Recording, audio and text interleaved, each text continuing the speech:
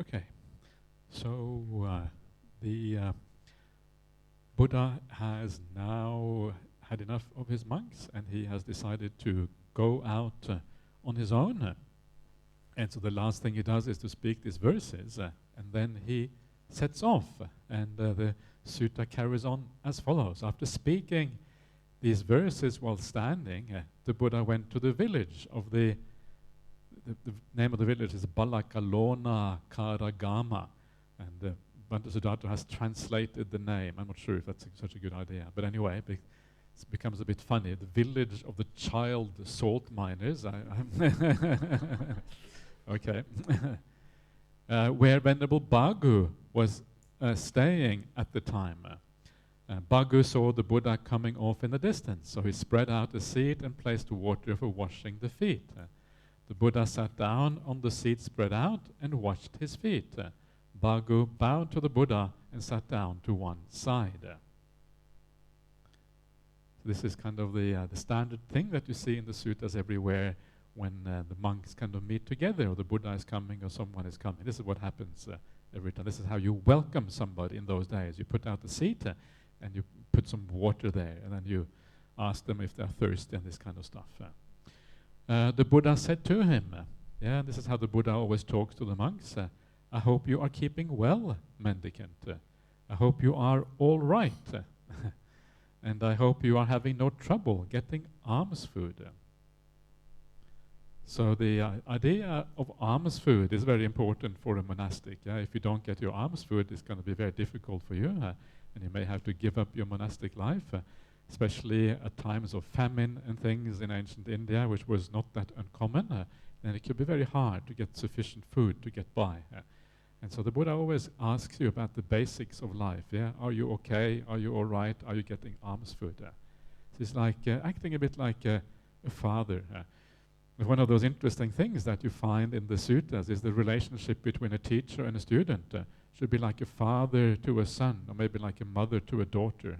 That is the right way of, there should be a sense of affection there, a sense of, of positive feelings towards each other. That's kind of how these things are supposed to be. And you can see the Buddha is also kind of living up to that example. And then Bhagu replies, I'm keeping well, sir. I'm all right. I'm having no trouble getting alms food. Then the Buddha educated, encouraged, and fired up and inspired Bhagu with a Dhamma talk, after which he got up from his seat and set out for the Eastern Bamboo Park. So this is what the Buddha, this is kind of a standard phrase again when the Buddha gives a talk. These are the kind of words that are used. Firing up and inspiring. And it's kind of interesting. What is really the purpose of a Dhamma talk? And I think this is maybe worthy of a brief comment. What is the point of a Dhamma talk? And there's two reasons why you will have a Dhamma talk. One of the reasons is to transmit some information about the Dhamma. So this is what virtue means. This is how the path works. And so you understand intellectually what is going on. That is one important point. And that is what we do in the beginning when people come to the Dhamma, is to teach them the basic ideas. And after a while, you start to realize the Dhamma is actually very simple. It is basically about being kind, about being a good person, avoiding the bad things, and then doing a bit of meditation, and the things kind of coming together in this way. It's actually not that complicated. The hard part in the Dhamma is not understanding what you should do. The hard part is implementing it, being consistent in your practice. That is the hard part, because it's so easy to lose your way and to forget about what you're doing. So that perseverance and consistency is the difficult thing. Understanding what we have to do, not so hard. So, and that persistence and consistency, where does that come from? It comes from right view. It comes from being inspired. And so the first part of the Dhamma is to understand intellectually. Then, over time, you want to deepen that understanding to the point where you actually feel this is really real.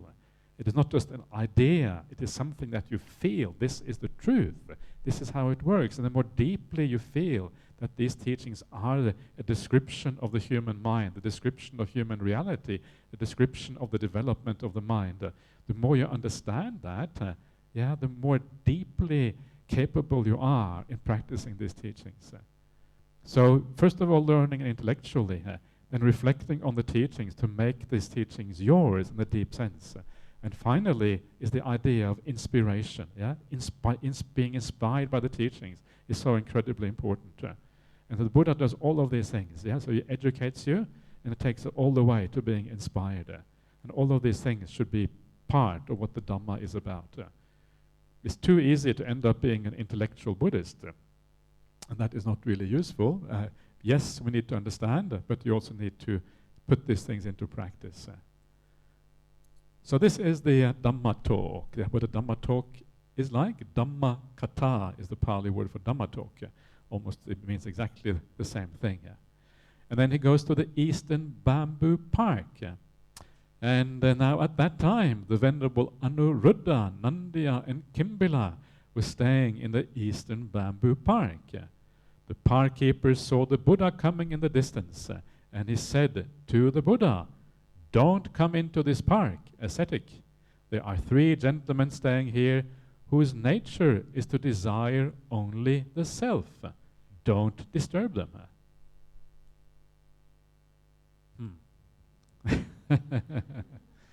So what is going on here? Well, first of all, you have the 3 Venerables, Anuruddha, Nandi, and Kimbila, and you meet them a few times in the suttas. They're quite famous 3 friends who always stay together. And one of the things about these 3 monks is that they are like the ideal monks. They practice well, they do the right thing. Eventually, they all become arahants, all 3 of them. And so they are like the contrast to the monks in Kosambi. The monks in Kosambi are the dodgy ones. Don't do what they do. Stay away from those. These are the ideal monks. They are the contrast to the dodgy ones. And that's why they are brought up now, and that's why they come as part of this particular sutta. And then you have this park keeper. So they have a man who is working there, who is looking after the monastery, the park. And when he sees the Buddha coming, he tells the Buddha, "Don't come in. Stay away." He obviously doesn't know the Buddha. He doesn't recognize the Buddha.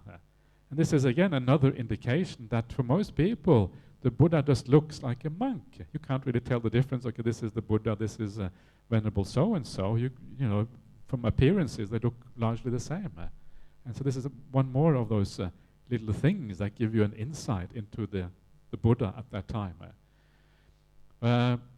So he says, "Don't come into this park." There are 3 gentlemen. So these are the 3 monks, the Kula Putta, the sons of good families, who are staying here, whose nature is only to desire the self. Don't disturb them. What is this all about? This kind of sounds very strange. And what is the Pali word? Attakama, or something like that. And the idea here, this is Venerable Sujato's translation, and I don't know if he has got it right in this particular case, but he likes to be a bit radical, and this is his radicalness coming out. And the idea here is that in India at that time, before Buddhism came on the scene, this was what people were doing. They were desiring the self. This was what the Brahmanical teaching is the precursor to Hinduism. So before Hinduism, we had Brahmanism. And so they are basically like a continuity. And in Hinduism and in Brahmanism, the purpose of the spiritual life is to find the self. The real essence, the real me, the Atman inside. And the Atman is the same as the Brahman. The Brahman is the underlying consciousness of the universe. It is like God. The God in Hinduism is called Brahman. And so this is what the purpose of that religion is. And so this park keeper, he's probably not a Buddhist, he's just working there, so he probably reckons all monks that do the same thing, they're all seeking for the higher self, the self, yeah? So he says to the world, no, don't disturb them, they're looking for something really important, like the higher self, and doesn't really know that actually he's completely wrong about that. That's kind of irrelevant. So that's kind of an interesting idea, yeah? And that may be a correct translation. I am not sure, because the idea of attakama, what is it? Attakama rupa, right, okay, thank you. The rupa at the end, rupa means like kind of, a sort of seeking the self. Thank you, Freddie. It's very nice that you have the Pali there. So, attakama rupa. So maybe that is what it means, but I'm not entirely sure. So anyway, what happens next is the following. Anuruddha heard the park keeper conversing with the Buddha, and he said to him, "Don't keep the Buddha out, good park keeper. Our teacher, the Blessed One, has arrived." Then Anuruddha went to Nandya and Kimbala and said to them, "Come forth, venerables, come forth. Our teacher, the Blessed One, has arrived." Then Anuruddha, Nandya and Kimbala came out to greet the Buddha. One received his bowl and robe, one spread out a seat, and one set out water for washing the feet. The Buddha sat on the seat spread out and washed his feet. Those venerables bowed and sat down to one side. So this way of receiving someone when they come to the monastery is still done in Buddhist monasteries in the present day. Yeah, people will come and they will often take your bowl and robe when you come to the monastery, and then you will give you a seat, and then you will have a conversation straight away, and you will bow to each other according to seniority. And there's actually much more to this. There's all little etiquette about how, when you come to a monastery, how you should act. Yeah, when you come into the monastery, you take your sandals off, you fold up your parasol. You don't walk, because that's kind of considered a sign of arrogance if you come with a big parasol. It's humble not to have a parasol. Yeah, only the important people had parasols, that sort of thing. In those days, at least, that's a bit different now. That's the way it was. And so there's all this etiquette around this. And one of the nice little things about when you read the suttas is you start to recognize the etiquette of modern Buddhists. Yeah, it comes from the suttas. It is right there in the suttas. And especially if you go to a very Buddhist country like Thailand, you have a very strong, staunch Buddhist country, what you find is people acting according to the ways you find in the suttas. Sri Lanka, Thailand, these countries. And this is one of the reasons I love traveling to these countries. I go to Thailand usually once a year. I go to Sri Lanka also quite regularly, maybe once a year. And it's really nice to be in that kind of Buddhist society. Hong Kong, a lot of Buddhism, but not as strongly Buddhist as these countries. Yeah, these countries are much more powerfully Buddhist. And so you recognize that they have kept up the tradition for 2,500 years, doing things in still the same ways. You get the feeling that you are kind of, it's like the suttas almost come alive a little bit in these kind of situations. The Buddha said to Anuruddha, "I hope you are keeping well, Anuruddha and friends. I hope you are all right, and I hope you are having no trouble getting alms food." So the Buddha said to, it should really be Anuruddha said to Anuruddha and friends, right? "I hope you're keeping well, Anuruddha and friends." That's what it should be. But anyway, so the reason why it has that is because Anuruddha is in the plural. So literally it means, "I hope you're keeping well, Anuruddhas." So the three of them were called Anuruddhas because Anuruddha was the leader, so they were all Anuruddhas because of that. So you lose your identity very quickly.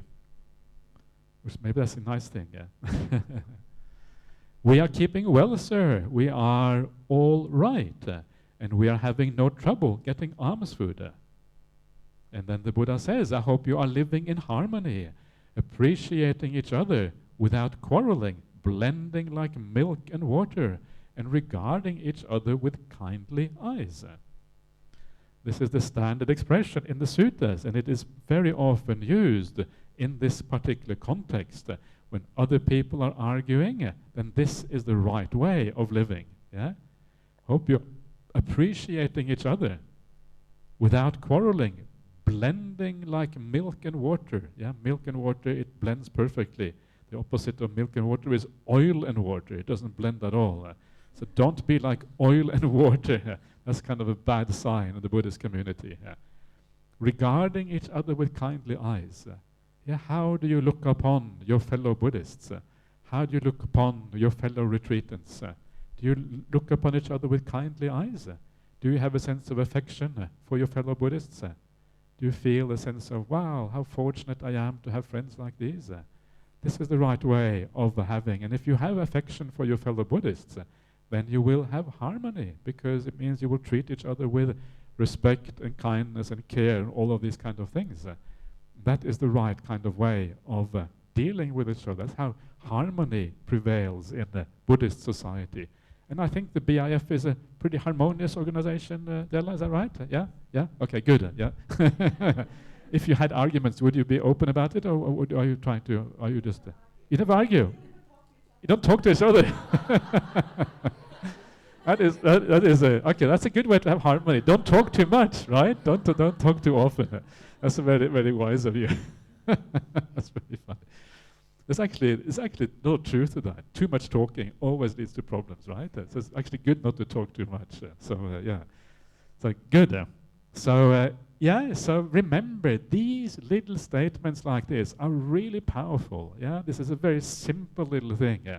Viewing each other with kindly eyes, appreciating each other.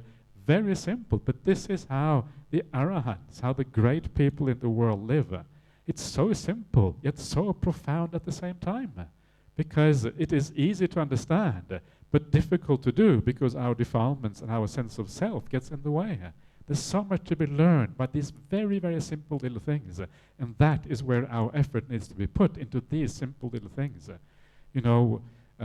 Dependent origination, vijnana paccaya nama rupa paccaya vijnana. And these kind of things are very interesting, but they're not going to help you to become a better person usually. It's more intellectual. And I kind of must admit I enjoy a bit of the intellectual things as well, but this here is really the core of what the Dhamma is about. Yeah, these are really essential things.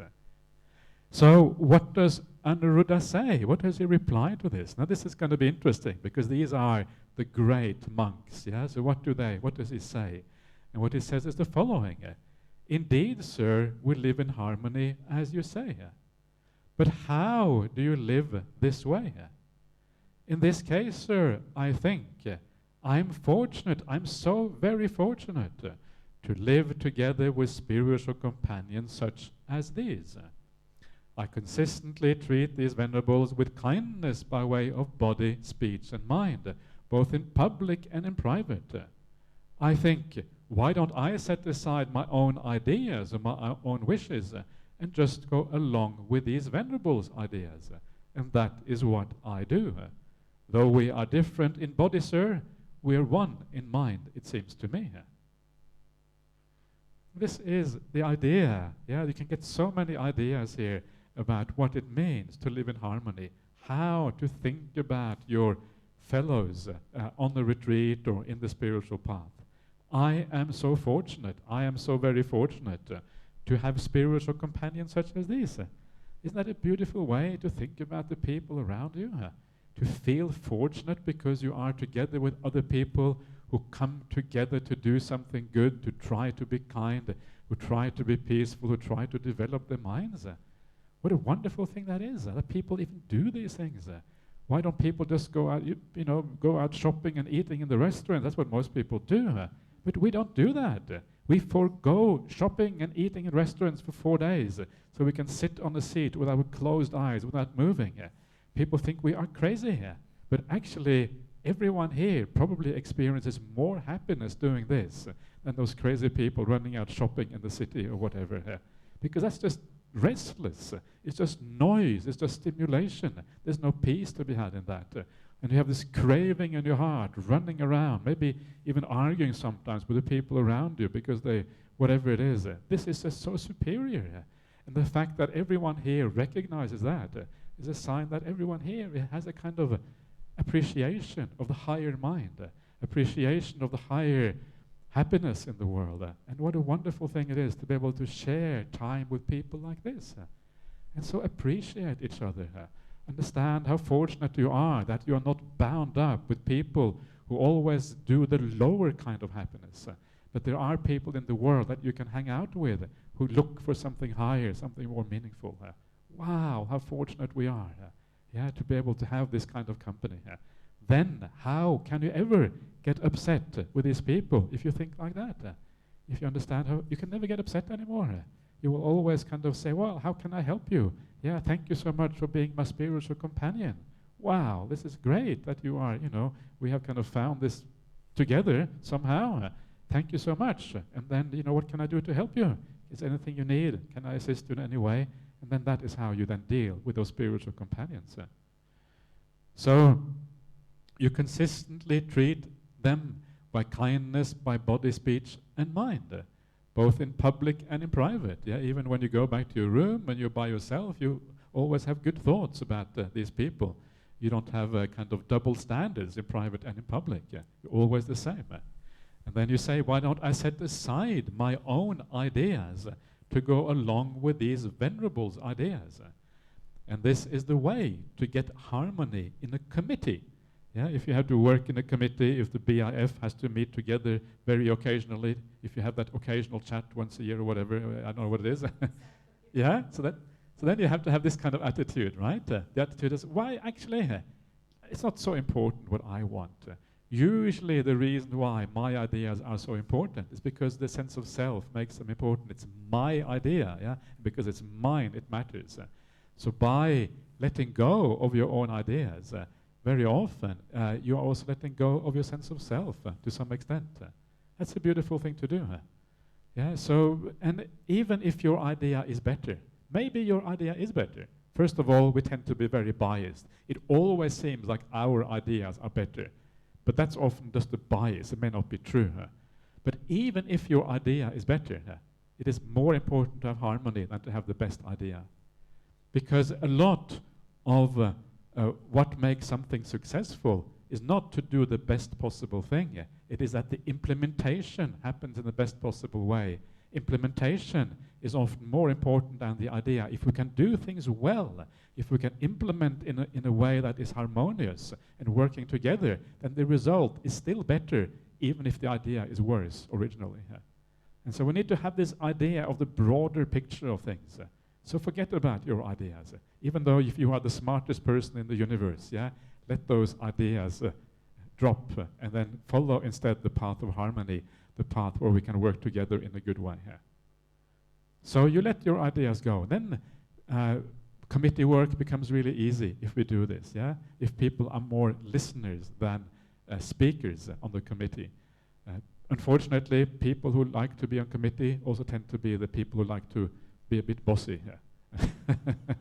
Sometimes, and maybe not in BIF, but because you don't really. But sometimes that's the case. Yeah. And so to be a committee member who is not like that is a wonderful thing, yeah. And you just kind of go with the flow more. Yeah.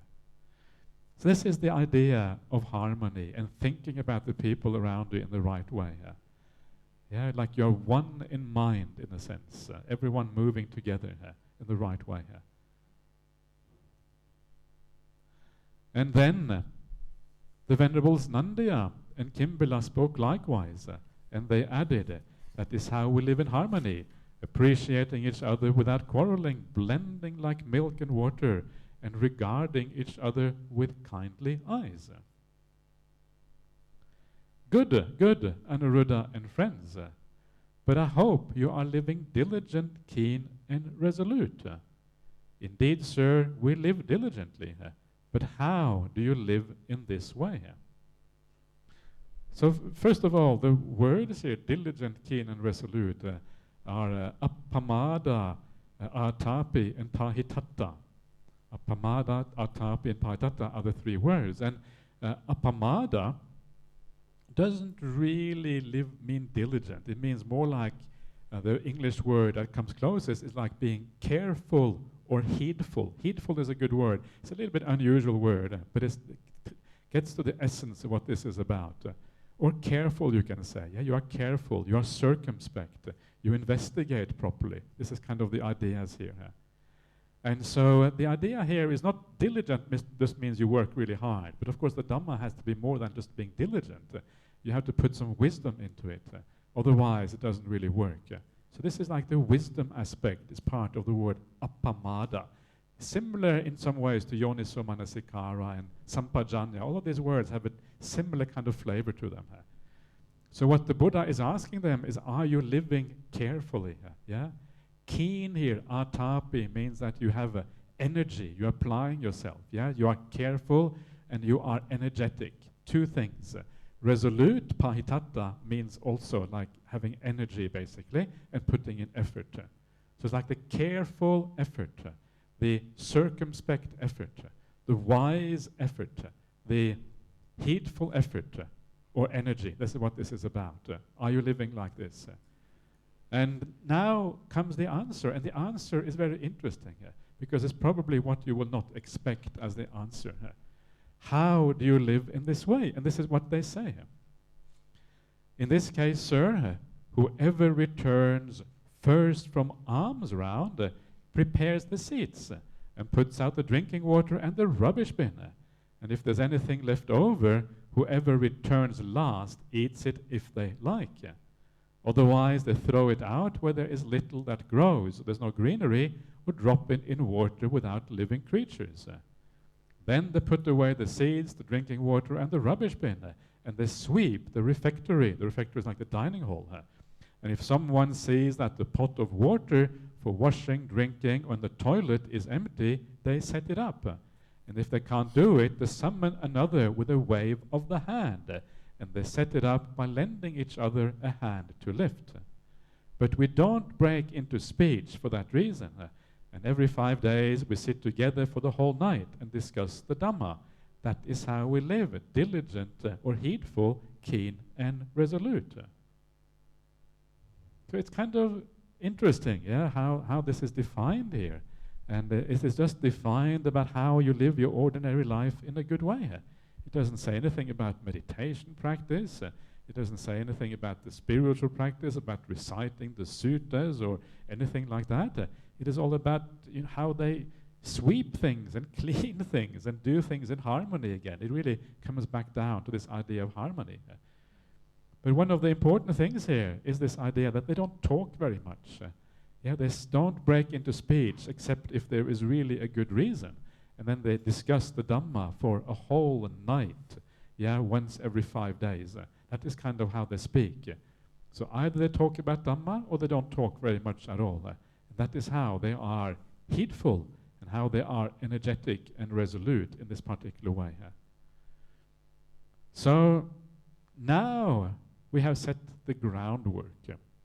And the next part that comes now, I'll just read out the next phrase. Good, Anuruddha and friends, but as you live heedful like this, have you achieved any superhuman qualities, any distinction in knowledge and vision worthy of the noble ones, and meditation at ease? These are very famous phrases in the Pali language that are used everywhere. Superhuman. Superhuman here is the Uttari Manusa Dhamma. I don't like his translation. In my opinion, it should be, have you achieved any superhuman quality, comma, any distinction in knowledge and vision? So there's two separate things going on. The superhuman qualities, and then there's the distinction in knowledge and vision, worthy of the noble ones. Uttari Manusa Dhamma. Uttari means beyond. Manusa is a human being. Dhamma is quality. Superhuman quality. Have you achieved that? Knowledge and vision worthy of the noble ones. Alang Arya Nanadasana Visesa is the Pali word for that. Knowledge and vision worthy of the noble ones. Superhuman qualities. We are talking about the things that happen at the very end of the Buddhist path. When you achieve awakening, when you become a stream enterer. The jhanas are also included in this. 4 jhanas and the 4 stages of awakening. 8 things altogether is what this is about. When you enter these things, you are going beyond the ordinary realm. But keep this in mind. It's very common for people to overestimate what they have achieved. People are very quick to say, oh, I got this jhana, I got that jhana. But maybe it wasn't a jhana yet. Because if you come to the jhanas, you're very close to the end of the path. These are the very, very high states of the mind. And it's interesting, if you're already enjoying yourself a lot, having so much bliss and happiness and peace, and you still haven't got to the jhanas, and imagine what the jhanas are like. They're like, wow, they really are the end of the world. They are called that elsewhere, they're called the lok anta, the end of the world. When you come to the jhanas, you have reached the end of the world. My good friend Venerable Sujato, who has done these translations, his name of his monastery is Lokanta, the end of the world. And the idea is in part the idea of jhanas and these kind of things. But I'm not sure whether he does mostly translations or jhanas, but anyway, whatever. So Lokanta, beautiful, beautiful word, the end of the world. This is the world as we know it, yeah? The world of the five senses, the world of people, the world of all the stuff that is happening around us. That world comes to an end, and you enter a different world. And that different world is called Kama Loka, or Rupa Loka, Rupa Avachara. So the lower ordinary world is Kama Loka, that's where we are. And then the higher world of the jhanas is called the Rupa Loka, or Rupa Avachara, the world of form. It's the world of the jhanas, etc. And so we're coming to these very, very high qualities here. The last one is the meditation at ease, which I think is Pasuvihara. Is that right, Freddie? Pasuvihara? Yeah, thank you. Yeah. So he is asking them, have you achieved any of these things? And we shall see this afternoon, because time is running out now, what they have achieved. Yeah, we're going to see so much interesting Dhamma today, all of these kind of really exciting things. But what is interesting here is that what we have seen so far is the foundation for achieving these higher things. This is the foundation. And you can see how simple it is again. I keep on saying the Dhamma is so simple, and it is really simple. All you have to do is to see each other blend with others like milk and water, seeing each other with kindly eyes, saying how lucky you are. Wow, I'm so lucky to be with people like this. You have to have that conduct, that metta, that compassion for the people around you through body, speech, and mind. That is the foundation for this whole path. Yeah, and then when you have that really solidly established in yourself, then these Uttaramanusha Dhammas happen. That is what the path is. And this it is how it is expressed in the Sutta as again and again and again with different angle, coming from different point of view. It is not very difficult to understand what you have to do. The most difficult thing is to bring in right view, because right view takes a gradual change of mind. Yeah, your super tanker has to head in a new direction. That is what takes the most time. That is the most difficult thing. But understanding what you have to do is not that hard. And now we have created the foundation, and this afternoon after lunch we're going to have a look at what happens as a consequence. So that is all for now. So wishing you a wonderful lunch, and we meet again at 1:30 Dela. So 1:30 again back in here. Let's just pay respect to the Buddha, Dhamma, Sangha.